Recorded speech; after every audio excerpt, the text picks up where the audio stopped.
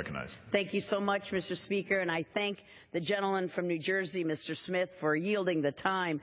And I rise in strong support of Mr. Smith's bill, House Resolution 354, expressing the sense of the House of Representatives regarding the safety and security of Jewish communities in Europe.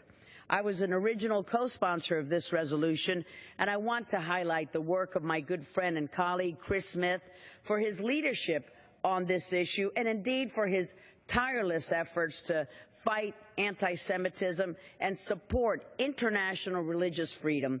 I'd also like to thank our fellow co-chairs of the Congressional Bipartisan Task Force for Combating Anti-Semitism for demonstrating their leadership on this issue in Congress and for raising the level of awareness and dialogue within our body related to global anti-Semitism.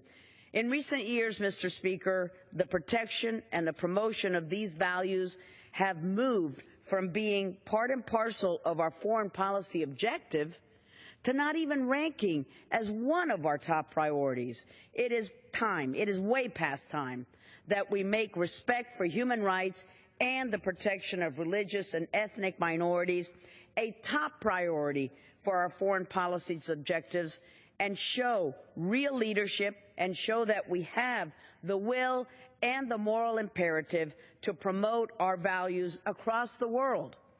The terror group ISIL is rising in the Middle East. It's seeking to establish an Islamic caliphate. It wants to wipe out the region's religious minorities of all kinds and anyone who does not adhere to its radical brand of Islam. This, along with an alarming in anti-Semitism in Europe and other attacks on religious freedom across the globe, underscores why Mr. Smith's measure before us today is so timely, is so important.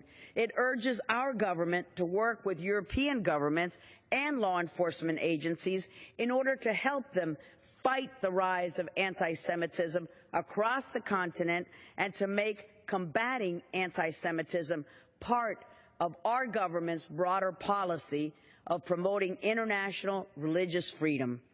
Europe is at the dawn of a lamentably repeated and dangerous era, one of anti-Semitism, often masked through a political anti-Israel stance.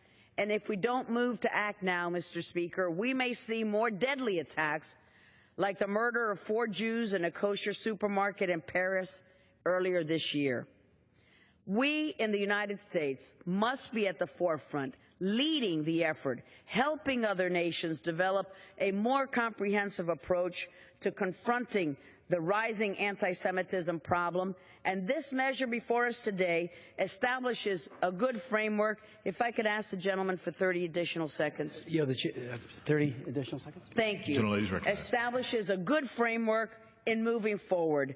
And I want to thank the task force members, of which I am humbled to be yet just a small part, Congressman Chris Smith, Kay Granger, Peter Roskam, Elliot Engel, Nita Lowy, Ted Deutsch, Steve Israel, all of us working together to highlight the spread of anti-Semitism and steps we must take to stem this tide. So I urge my colleagues to support this important resolution brought forth by the gentleman from New Jersey, and I thank all of the members who have worked on the task force to bring this forward.